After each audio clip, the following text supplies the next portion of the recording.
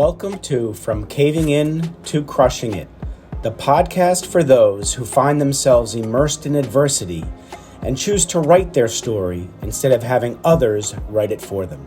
I'm Drew Durrani, and I'm your host. Wendy, it's good to see you. Hello, Drew. I'm so thrilled to have you, and you're calling in from Malaysia, and I love that. It's my first guest calling in from Malaysia. You'll be an answer to a trivia question. So, right. Oh boy, absolutely. So I thank you so much for coming on. And before we hit the record button, I was telling you like how I'll basically begin this. And we talked about we're young children and we're kind of molded by people. Just because they're trying to give us advice and they mean well, but they're told that life is linear. It's a straight path, and if you do certain things, everything's going to work out fine. And we know, you and I both know that that's not the case, that life is not linear, that life turns out to be circuitous because something inevitably gets in the way of those straight line letters, and we've got to make a decision. So, I have people on who've encountered defining moments, and they've actually noticed them, acknowledging them, and then they said, I'm going to use this as an opportunity to be a better person. And I know you've done that. So I'd love you to reach back as far as you need to and let us tell us about that defining moment that was either a tap on the shoulder or the 2x4 upside the head that said, Wendy, here's a better way to live. Take it on. And you did. Well, I didn't actually have much choice. Okay, here we go. Yep. Just imagine this. It's August the 3rd, 2009. Okay. And I have gone back to work after 2 weeks off, which was a really good fun time, celebrated my 20th wedding anniversary with my husband, made a big deal of it and thinking, well, why was I making such a big deal? The 25 is the biggie, but hey, that's fine. On my way home, we used to have a phone conversation on the Bluetooth so that I kind of debriefed. To give you context, my husband was mentally unwell for 15 of the 20 years we were married. And so he was at home. So I used to debrief with him on the way home so that when I got home, that was our time. I'd released all the crap from the day. Sure. But I couldn't get hold of him. There was no answer. Oh, boy. So I didn't think much of it. I mean, the conversation we had on the way into work, we were about to have a team building day in the office. And the idea was that we would nominate and bring in a CD cover, and it was a guess the album from, or guess the person from the album. Okay. And so we'd been talking about, well, what sort of thing did I want to portray? Because people knew me under different spheres. So anyway, that conversation had been still mulling in my mind as I was driving home. And the closer I got to home, I started singing one of the songs, which is the Pie Jesu from the Fore Requiem. And the closer I got to home, I felt this chill going up my back, thinking, okay, something's not right. When I got home, I could hear the computer was on upstairs. Jeff's office was upstairs. So I snuck in because I know that he was, if he gets startled, he was sort of really quite anxious. So I snuck in, I went upstairs, and as I put my head around the door, I could see his head was bowed. So I thought, okay, he's having a sleep. So I tiptoed around the front, and there I was met with a color combination that I will never forget. He was yellow and sallow down to about his arms, and then it was purple and mottled where the blood had drained. Oh, boy. He had been dead for a couple of hours. Oh, Wendy. Wow. So I looked at him and went, and literally, this is what I said out loud. Oh, well, today really is the first day of the rest of my life. Wow. Unbelievable. And then I had to kick into doing, well, now what do I do? Yeah. So that's when I went into autopilot, phoned the ambulance. What was the point? But it kicked into process a whole heap of things. And then finally the GP came around and called him. And Then I had the police round because it was a sudden death and all of this jazz. It was a fun evening. Oh my goodness. So Did yeah. um did we know what happened? Well, according to the post-mortem, it was hypertensive cardiovascular disease. In other words, he had a major heart attack. Oh He didn't boy. even get out of the chair. So he'd Oh obviously got boy. like a light. Yes. Oh, So great for him. there we go. Yeah, there's your nonlinear moment. Oh yes, I had no Oh, choice. no, you didn't. Thank you for sharing. So the first day of the rest of your life, Yeah. how did you proceed in seeing that as the first day of the rest of your life? I mentioned earlier that he'd been mentally ill 15 of the 20 years we were married. Yeah. His mental health was deteriorating. Okay. And he did not commit suicide, but his mental health was deteriorating. Yeah. And he was becoming more and more reliant on me. Mm-hmm. And the phrase I found myself saying was he was sucking the life out of me. Mm-hmm. Which is not something you want to mention about your partner. Exactly. However, so once I just got over the numbness of finding him, the absolute shock, I actually felt relief. Mm-hmm. And then I felt guilt for feeling relief. Yes. Yep. And particularly those last two emotions, I couldn't share that with anyone. No. I mean, a Brit here, you don't air your dirty laundry in public. You don't speak ill of the dead and all those wonderful maxims we were talking about conditioning earlier on. Sure. Absolutely. Yeah. So that was when it was a case of, okay, well, now what? And my GP came and sat with me for 2 hours the day after. Yeah. And I said, haven't you got a clinic? He said, right now, you are my most important patient. Wow. So that was really precious. And he gave me some very useful advice and said, do not make any life decisions in the next year. Wow. That's very good advice. Yeah. Very good advice. Now, were there children involved, or was it just you and so it was you and your husband? Okay. So did you make any important decisions in the next year, or did you heeded that advice? I adhered to that advice, yes. Okay. How did you go about healing, Wendy? There was some CBT involved, some cognitive behavior therapy, because I hit a reactive depression. Okay. And then, I mean, I'll be honest, I threw myself into work even more. Okay. Because it then meant that I didn't have to acknowledge and address the fact that here I am on my own for the first time ever. Ever, yeah. Right. I mean, apart from a couple of nights when he'd been in hospital, Mm-hmm. I'd never been on my own.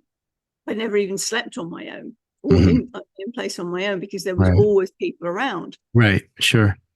So there were lots of new things to get to grips with, but my faith was really instrumental in keeping me going. And I had a lot of very, very supportive friends around me. Oh, that's so important. That's so important. You know, that first drive home from work, where you customarily did pick up the phone, what was that feeling when you didn't have to pick up the phone to debrief? Well, that was a few months, because it took me a few months to get back to work. Absolutely.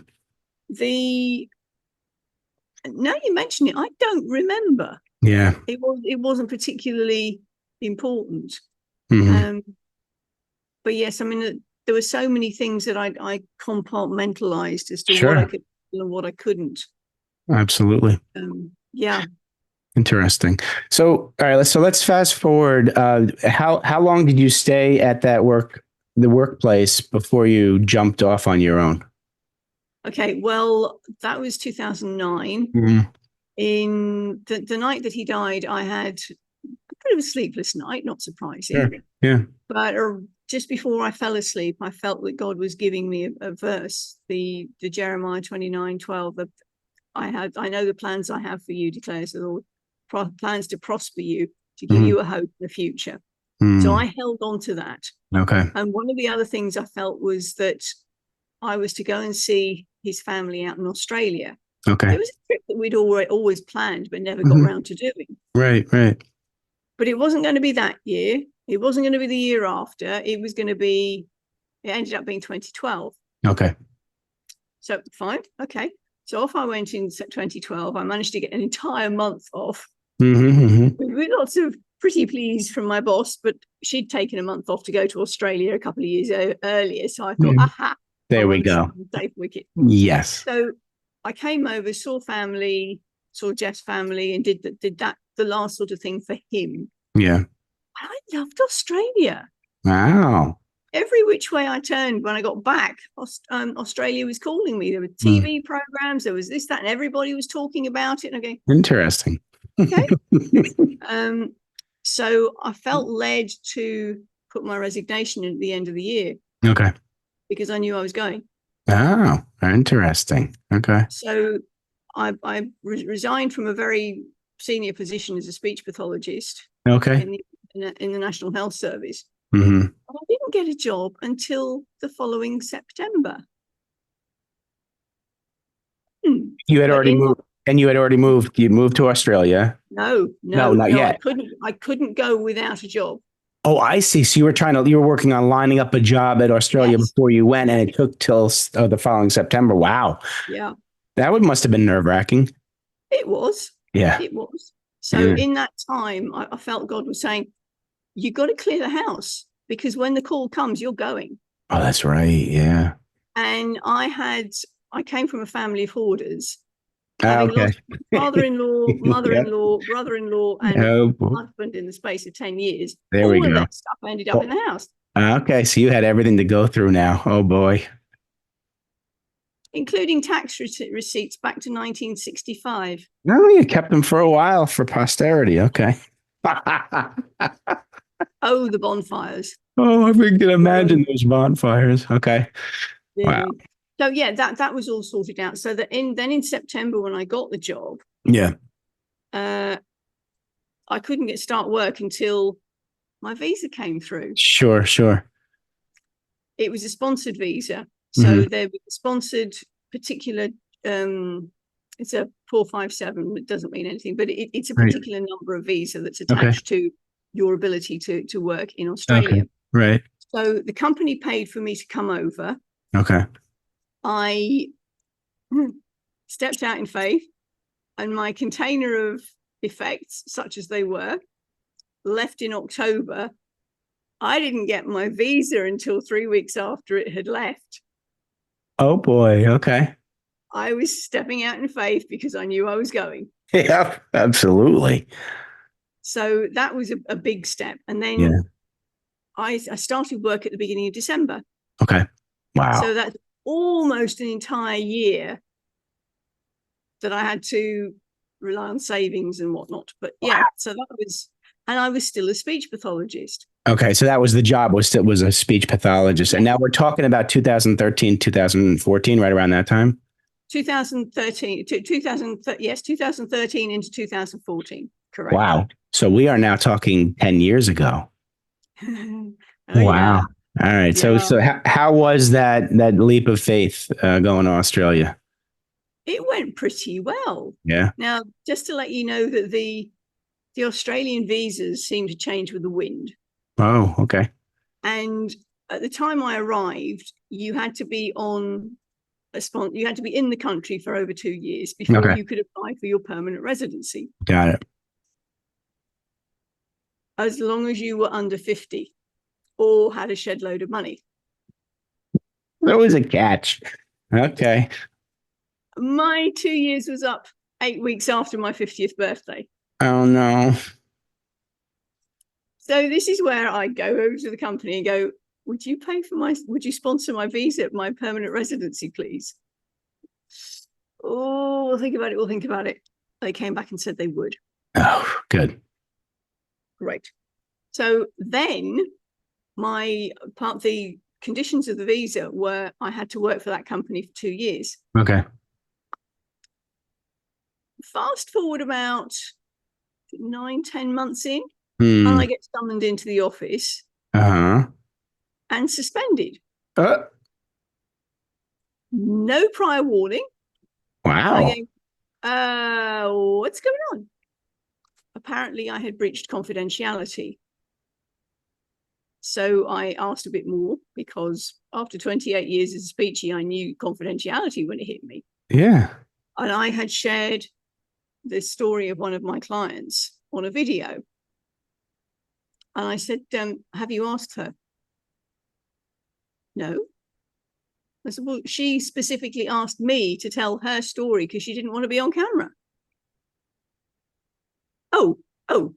Well, you've contravened and our policies. We can't trust your judgment.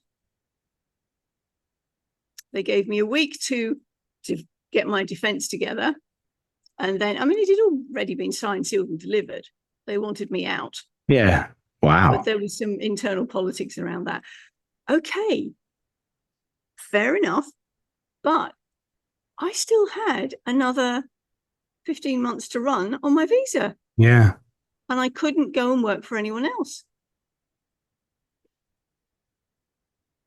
So I was living in limbo, not knowing whether I'd get the call from the immigration department to say bye-bye. They would not give me a response. They wouldn't give me an answer. And I got a bit frustrated with this. Of course. One of my friends who was in a similar situation said her immigration officer did their level best to keep her in the country. She said, you may well find that the person in charge of your case was just keeping a deaf ear to what was going on so that you could stay. So now I'm kicked out of my profession because people talk, even although it wasn't a proven case. Right. People talk and nobody would have taken me on. Right. So here I am now going, okay, now what? Yeah. Jeez. Now what? And that's when you know how Facebook sends you adverts? Yes. Well, that one actually helped because I had the Tony Robbins, Chloe Madonna's training school, coaching training school, come up on the newsfeed. There you go. And there was an offer for Black Friday. Okay. Okay. I took them up on that. All right, good. Then I had a coaching qualification. I see. Right. Now beautiful. There we go. Okay. That's that opportunity you saw as an opportunity, not a, okay. Yeah. God, I love that. Yeah. All right, good. So that's when I got the qualification, decided ultimately, but after a few dry runs at other things, to specialize in working with speakers. I'm a speech therapist by training. There you go. Right. What do I do best? I work with people in communication. Absolutely. Love it. Wow. So it that's like a calling. And if you weren't scrolling on Facebook at that time, and any advertisement could have come up, right? So you grasp that. I love stories like that. So tell us what you're doing now that highlights that trajectory in your life, and tell us what you're doing now. Okay. Well, yes, I am working with speakers to get them onto particular stages. Okay. I was a head coach at the University of Western Australia's TEDx team. Okay. But I'm not there this year because I'm in Malaysia. Yes, you are.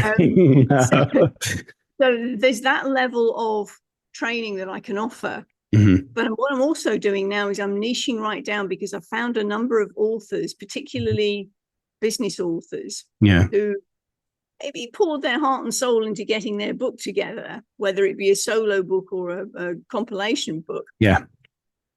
And that's kind of where they want to leave it. They don't want to talk about it because they're scared of the whole public speaking thing. Yeah, right.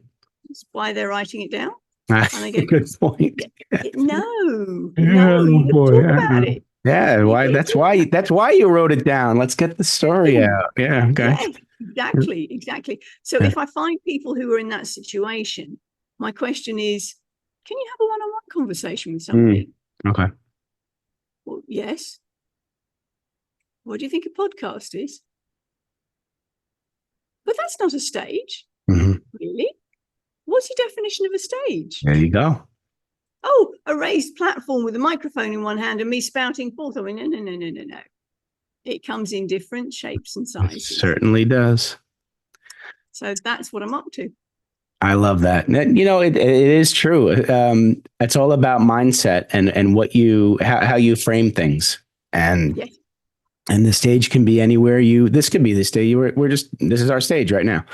Yeah, you and I exactly. talking now. It's a platform. It's a stage. And absolutely.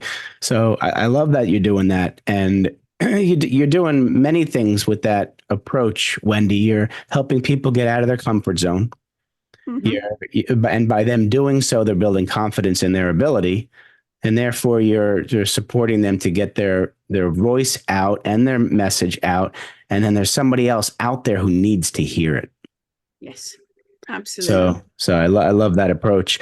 I certainly know that the audience is getting, had captured the essence of Wendy Corner, and they're going to want to get in touch with you. So, folks, here's what Wendy will do. If you are an author, and we just talked about getting your voice out. If you're an author needing to get a leg up to getting onto stages, whatever that definition of stage is for you, she's offering a conversation, just a conversation to see where you're at and where you may need to go. And you can reach her at her email, best way to reach her. And it's Wendy at YWHP, which stands for Your Words Have Power, .events. So Wendy, let me, you're going to get inundated with emails from people. So give me an idea of what it's like to work with you. Once you have that conversation and they say, I'm all in, let's go. What's it like? Well, I tend to tailor make the program for the person, which is why we have that discussion to start with. Where are you aiming for? Because if I have the opportunity to work in groups, fine. However, if I get the opportunity to work with individuals, then we can really match it to your goals and your aspirations. What it looks like is it's a Zoom call because, as you've heard, guys, I am in Malaysia, not necessarily local to you. So it's a Zoom call. I hope you can gather we have fun. Yes, I can sense that. There is some accountability in there. I won't let you drift. So there'll be some teaching, there'll be some training, there'll be tasks to do, homework, if you like, assignments, whatever you want to call it, and we'll keep you accountable so that we are mapping out where you want to go. Okay. There is an awful lot of mindset stuff in there. Yeah, good. I bring to bear my toolkit of NLP, of hypnosis, as well as my linguistics, phonetics, and all the other jazz stuff that I did with my speechy work. Sure. Wow, that's wonderful. Well, I could talk to you all day, but I know you need to take care of some business. So I have two questions I'd love to ask you. So you have an opportunity to sit down with young 7 to 10-year-old Wendy, and you want to give her advice about life. What are you going to tell her? She's not going to listen anyway if I give her directions. But that said, I'm going to say to her, what I would love you to do, love, is to think about consequences. Now, it's not that easy when you're small. So if you want to sit down with a trusted adult, that's a good idea. But think about where you want to go. You know, when you're older, you'll read a book called Start with the End in Mind, and you can work your way back. But that's what I would really suggest you do. Focus on where you want to go and then work out how you're going to get there. I love that. And and the consequences, there's always consequences in something you say or do. So it's good to know ahead of time. Great advice. I'll take it. So she might not, though. So, all right, now you're sitting down with Wendy, the young entrepreneur, young businesswoman, and you want to give her advice about business. What are you going to tell her? Get around people who've been down the track, the people who have got the results that you want. Mm-hmm. Don't be swayed by razzmatazz. Yeah. Look at their results. Mm-hmm. If they've got and can show you that they have got results, then ask them a bit more, like, what mistakes have you made? Mm-hmm. If they're honest enough to share with you what those mistakes were and what they learned from them, that's another reason to trust them and invest with them. Beautiful advice. Beautiful advice. Well, Wendy, thank you so much for coming on, and thank you for coming into my life. I always like to thank the people who introduced me to the guests, and I'm looking now, and I admit I forgot to look ahead of time to refresh my memory how we met, and I actually have a spreadsheet that actually says who introduced me to who. It was Frank. Let's see.